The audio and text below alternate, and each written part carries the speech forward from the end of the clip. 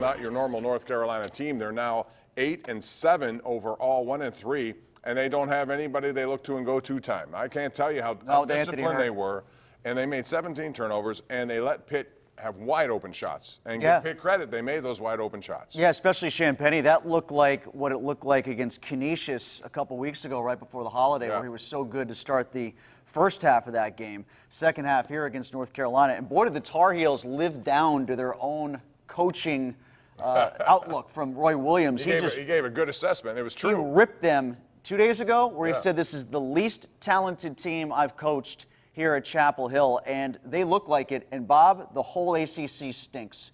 Syracuse is bad. Boston College lost to UVA.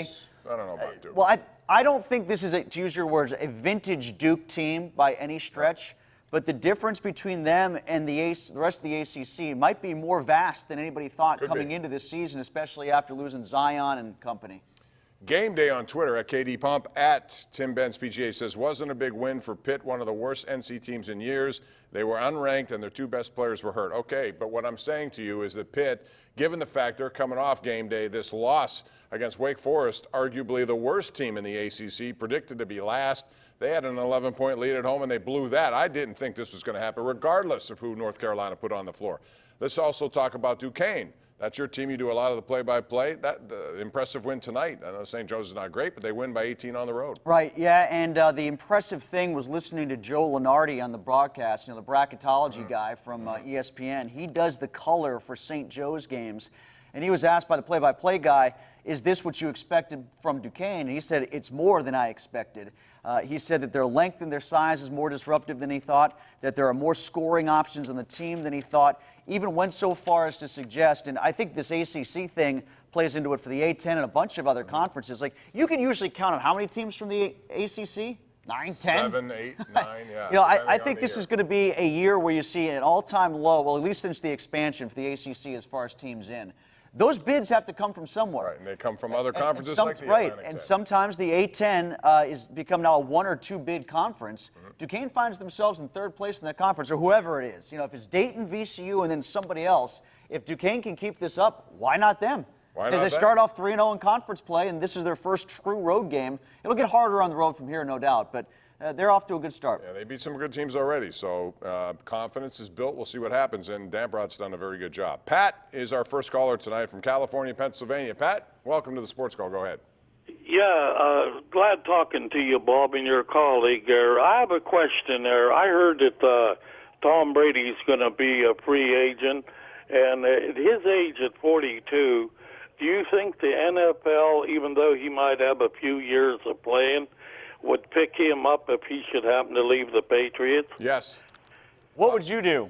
Well, would you look at some of the quarterbacks that played in the NFL this year? Aren't 5, 6, 7, 8, 9, 10, 11 of them worse than Tom Brady? Well, I don't know, but I mean, I do. There are. They're a lot worse than Tom Brady out there. I was just wondering, with his age here, that if anybody in the NFL would pick him up, or they're actually that desperate, Pat. Thank you for the call. When you're desperate, you'll try. And listen, Tom Brady is still going to be very functional. He may not be what he was 4 years ago, 5 years ago, but if you give him a good offensive line with weapons, and I think this will be the tell with regard to New England. If New England shows him some love, and by that I mean going out and bringing some weapons in, fortifying his line, do whatever he thinks he needs, he'll stay in New England. Kyle Allen, Duck Hodges, Gardner Minshew. Who else do I need to go through? Ryan Finley. Let's talk about some of the quarterbacks that are. Yeah, I think Tom Brady will find a job. I think he's going to find a job. I think he's going to Tennessee. If he leaves New England, I think he'll go back to New England. But if he leaves New England, the team that makes the most sense to me is Tennessee. Vrabel's there. Good running back in Derrick Henry. They'll keep him. A.J. Brown, talented outside wide receiver. And he's got defense weapons good enough and to a get run you. game. There you go. That's one of the things that coach that knows him, coach that likes him, coach that knows how to. Well, you can also make the case for Josh McDaniels wherever he goes. If he finds himself in a, and it could be Cleveland, and I wonder about that dynamic. What would happen if Tannehill's a free agent? You want to overpay for Tom Brady for 3 years, or you want to overpay for Ryan Tannehill for 5? Well, I don't know if they're going to get 5 years for Ryan Tannehill. Whatever. But we'll see. All right, let's go out to George. It's Greg in Pittsburgh. What's up, Greg? How are you? Hello, Greg. Are you there? Yeah, Greg from Rossiter. Okay, what's up, Greg? How are you? Hey, good. How are you, Tim? Hi. My question to you is, what is the Steelers' #1 priority coming into this NFL draft this year? I feel offensive line, but I know they could use defensive help as well. I'll hang up and listen. No, thanks. Appreciate it, Greg. I would say the #1 priority is getting the first round if they can do it. I'd love to see them What do would you it. do to get there? You'd have to trade a marquee player to do that. Who would that be? I don't know if you trade a marquee player, you trade a pick next year. You can trade a pick next year potentially. Maybe. I saw Andrew Filippone's tweet about trading Juju Yeah, Smith-Schuster he to put that Buffalo. out there. I don't know. Would Buffalo give up a first rounder for Juju? I don't think they would. Not after what we saw this year. But as far as If they stay put in the second round, to me, it's a tight end. I still would put that as my top priority. Yeah. Even though I know the offensive line is getting up there. yeah, I think it's tight end or running back. As far as the defensive help, they shouldn't leave themselves with a ton of defensive help unless they don't keep Bud Dupree, and I think that would be a mistake.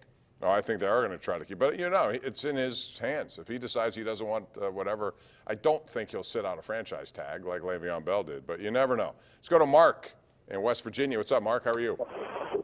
Hey, Bob and Tim.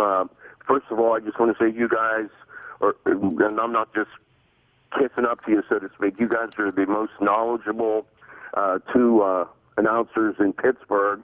And the late, great Byron Cope, he was the entertainer. Well, thank you for that. He's 3 for 3 there, Bob.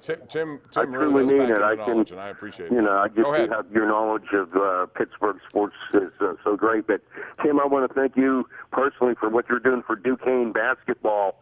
You have the Duquesne coaches show, and you were doing play-by-play last year. Are they going to have as many games on TV this year as they did last year? Because I don't see them on TV.